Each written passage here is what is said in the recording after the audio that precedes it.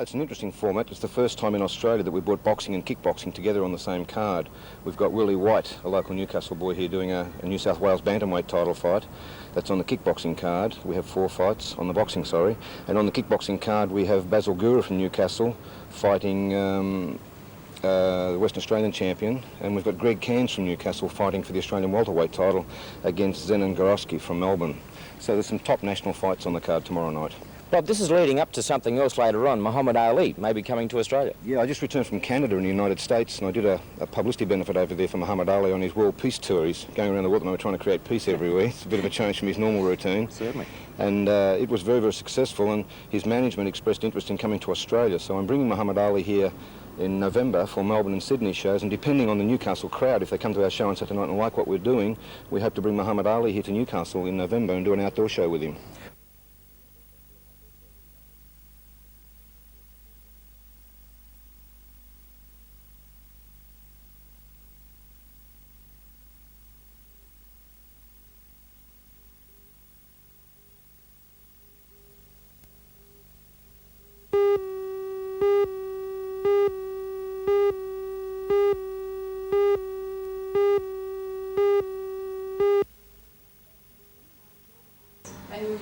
The seminar was organised by the Association of Social Workers and Newcastle University Community Programs. It looked at ways of improving the health and welfare services in our region.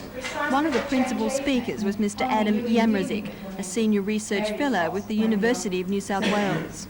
Are you concerned about the effectiveness of welfare services?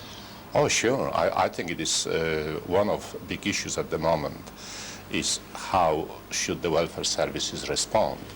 Because any times when new situation arises, something that people haven't met before, they tend to apply the methods and responses they knew before. Unemployment on such a large scale is, in most people's experience, the first experience that they've ever had in services, and consequently, they haven't got the repertoire, as we could say, to respond. So that's what we are trying to identify in this seminar. We are trying to identify the kind of difficulties they are likely to encounter in their everyday work, and we want to make some suggestions on how they could overcome these difficulties.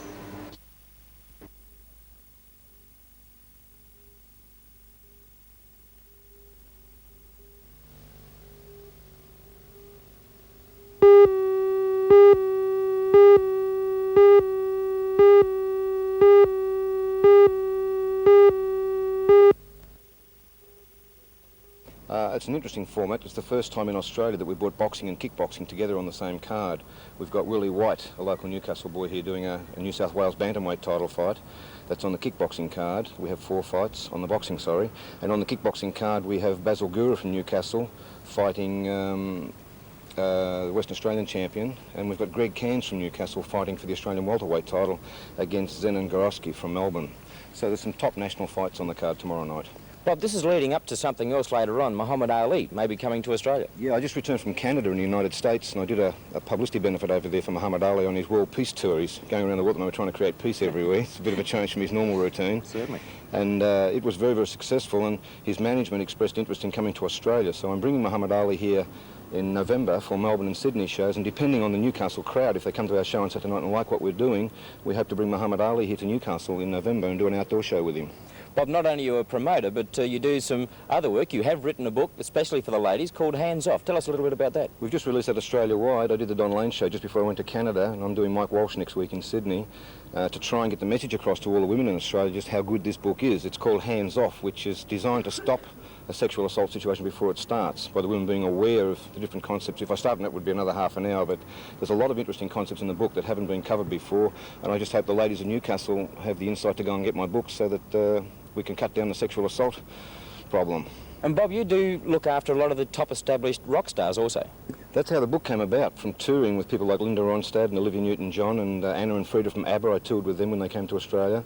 I've also been around the world a few times with the Rolling Stones and different bands of that calibre, but the ladies of the rock and roll bands were the ones that gave me the original concept for the book, because they wanted to learn self-defence in a short period of time, and that's where the idea came to put the book together.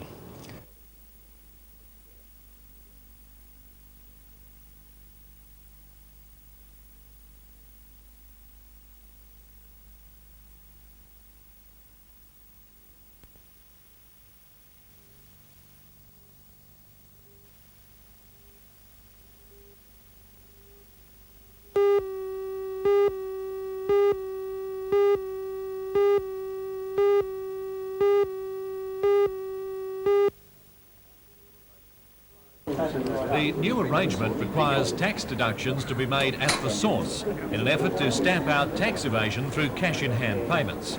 People registering for the seminar at the Building Centre will be helped sort out what the NMBA believes is a very confusing situation. The Executive Director of the Association, Mr Norm Steep, also believes the scheme will lead to increased costs, which will of course be passed on to the customer. The proprietor, in paying a progress claim to a builder, would deduct 10%. It means the builder, in taking a payment to the subcontractor, would deduct 10%. Now, the only way you can avoid that is if all parties have applied and are given an exemption by the Taxation Department. The exception, of course, is in the householder field. In that area, there is a reporting system rather than a deduction system, and it doesn't commence until the figure of $10,000 is mentioned in contract. Now, we believe that anomaly is dreadful, because if there is an interest in deducting taxation, it should be overall, not just confined to the commercial and major section of the industry. If there is any tax evasion, it probably would be more in that small householder situation than anywhere else. Why are the major builders, though, so concerned about it? If it's just 10% deduction, it sounds pretty simple. Well, it's quite simple. There isn't that much of a margin on building projects these days. 10% would mean the difference perhaps between winning and losing on some contracts, and it would also mean a great deal to the liquidity of smaller subcontractors. I think this industry is faced with chaos. We're unable yet to get full details from the Tax Department, but we feel we've got to embark upon an education program to teach them and tell them exactly what difficulties they're going to be faced with after the 1st of September.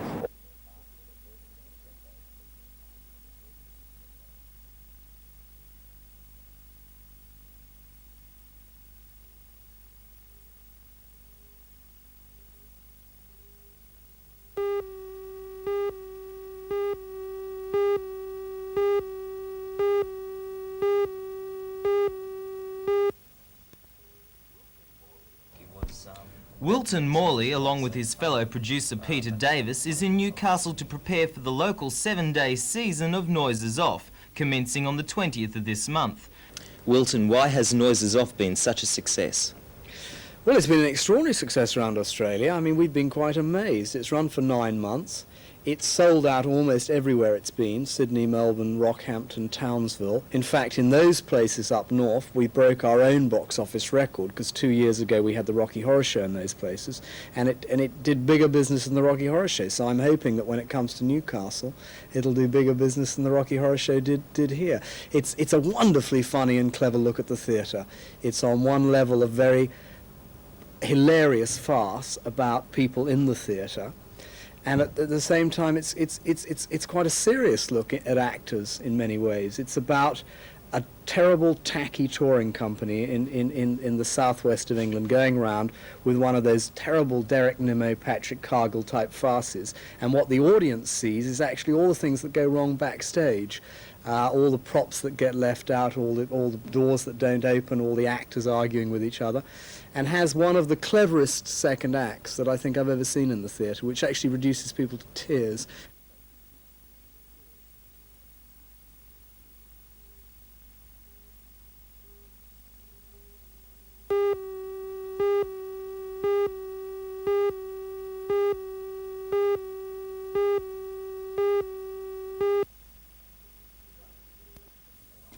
Today, the residents met officers from the Shortland County Council, the I Water didn't know Board anything about and it the until Lake we had a Macquarie meeting. Council to Oh, make the clear. Well, I don't care whether it applies to you or not. That applies to everybody. The sight, smell and noise of the treatment works from nearby homes.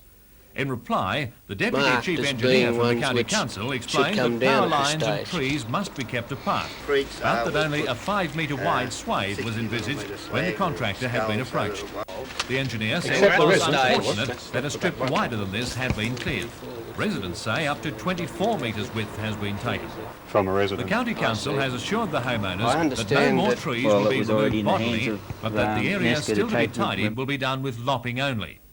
As far as rehabilitation is concerned, the residents were told suitable trees will be planted in the now bald parts.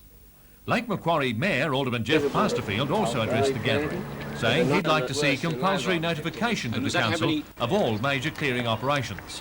Mayor Pasterfield said this would allow objections by affected parties and a decision to be made by the elected representatives of the people. In this latest case, it was explained, an officer of the Water Board had given the go-ahead for the clearing work under the impression that only bush directly below the power lines would be cut. There were apologies all around, but the Fawcett Street residents say they'll still want confirmation in writing that the promises made today will be carried out. Yeah, that's right. And they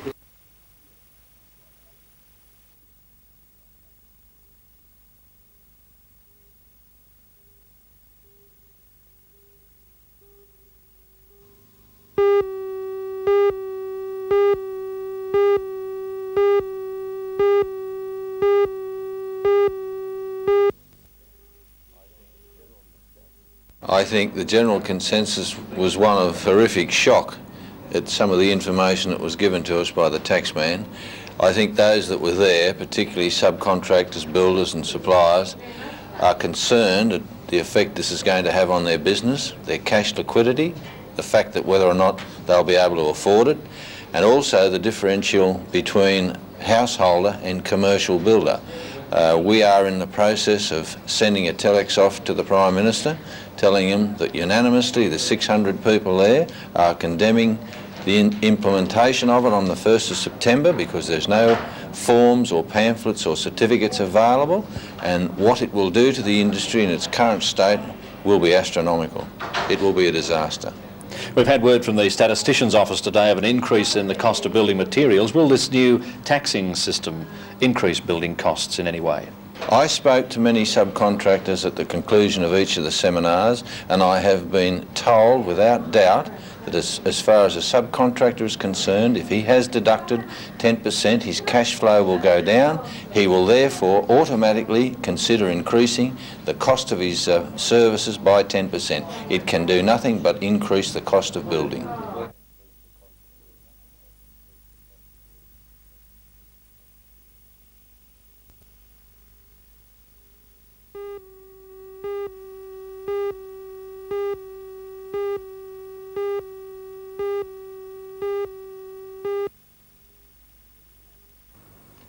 Filling out your tax return can be a perplexing task, especially with the changes that crop up just when you think you have it all worked out.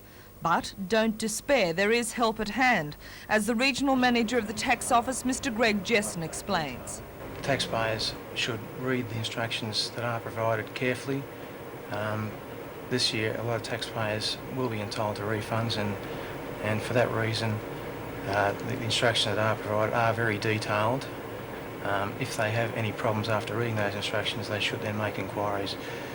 But the spouse rebate has been increased. The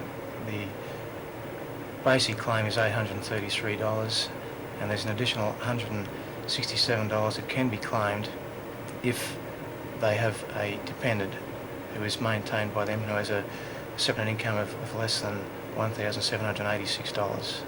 What about the pensioners and the first homeowners? The pensioners for the first time are entitled to a pensioner rebate. The rebate is a maximum of $167.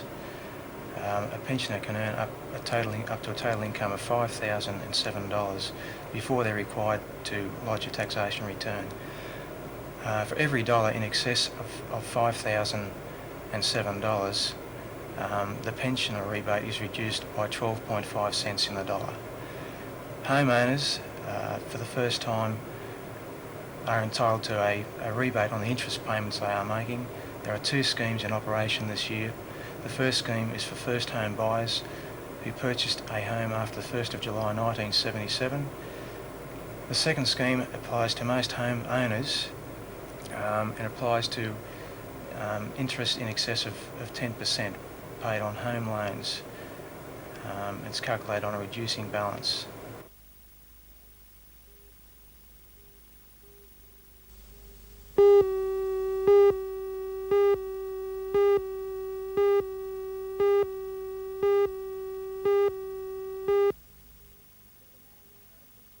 The demand tariff, which will now include some 100 commercial users, also applies to industry.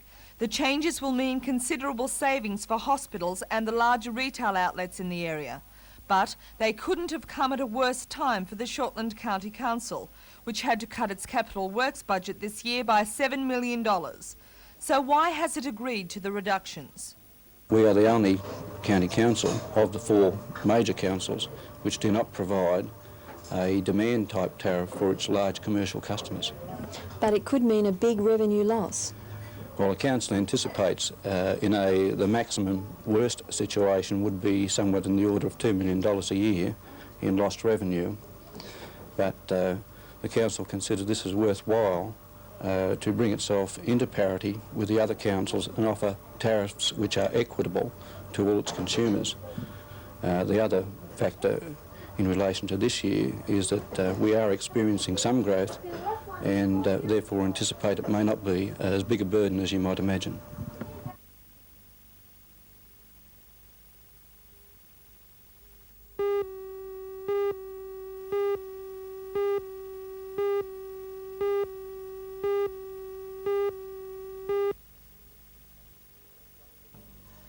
Thanks, John, and good morning, everybody. Well, the America's Cup Elimination Series has certainly created a lot of interest, and the yachts now are in the second round of elimination races. Let's have a look at the point score halfway through the second round. Australia 2 are leading at the moment on 6.2 points after 15 wins and 2 losses. Victory 83, the Great Britain yacht, is on 5.6 points after 12 wins and 5 losses, and closely in third spot is Challenge 12, the other Australian yacht, on 5 points after 13 wins and 5 losses. Then follows Azura of Italy, Canada 1, France 3, and Advance of Australia yet to open their account. The big interstate Australian rules fixture on next Tuesday between Victoria and Western Australia means that there will be a split round of VFL matches this weekend. And those matches set down are Fitzroy to play Carlton, a very, very important match for Carlton if they want to make the 5, North Melbourne to play Essendon, impossibly the match of the day, and Footscray are to play Richmond. The other 3 remaining matches will be played next weekend. We reported last night that Marty Fain, the young Newcastle boxer, would be going away with the New South Wales team to contest the Australian Boxing Amateur Championships this weekend. Unfortunately, there has been a mishap at training. He has hurt his hand and will not be going away with the New South Wales team. And we certainly pass on our condolences to Marty Fain. However, a big card of boxing at Cardiff Workers Club this coming Sunday. And let's have a look at some of the fights set down there.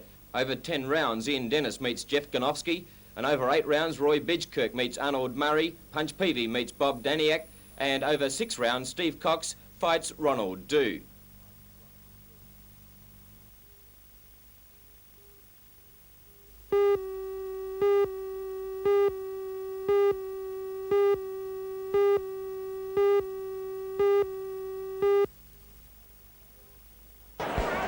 From California's Davis University in the dark blue were showing the effects of the long flight to Australia. This was the first match of the Americans who arrived yesterday for the 16-day 9-match tour. Slightly taller and slightly fitter perhaps, but the experience of the Newcastle Scorpion players won in the end. Karen Casilla and Sue McLaughlin were the top point scorers for the Scorpions, and Kathy Arias and Brenda Wyneken shot the highest number of baskets for the Americans. At the full-time siren, the Scorpions came out the winners 84 points to 61.